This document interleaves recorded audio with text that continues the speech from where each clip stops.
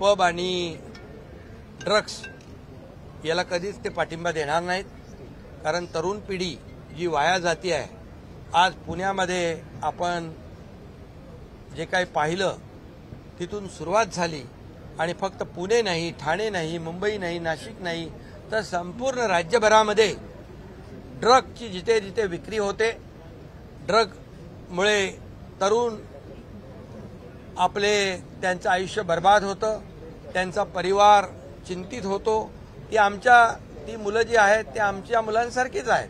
त्यामुळे सरकार drug विकणाऱ्यांवर, drug ठेवणाऱ्यांवर कठोर कारवाई करण्याची सुरुवात सरकारने केलेली आहे। त्यांची पाळंमुळं खोदून नष्ट करण्याची कारवाई सुरू केलेली आहे। शाळा कॉलेजच्या आजूबाजूला असलेल्या टपऱ्या असतील, दुकानं असतील, हॉटेल असतील, हे सगळं बुलडोजरने उकडून टाकण्याच्या सूचना मी दिलेल्या आहेत। आणि जोपर्यंत पूर्ण ड्रग मुक्त महाराष्ट्र होत नाही तोपर्यंत ही कारवाई सुरू राहील, एवढंच मी या प्रसंगी आपल्याला सांगतो।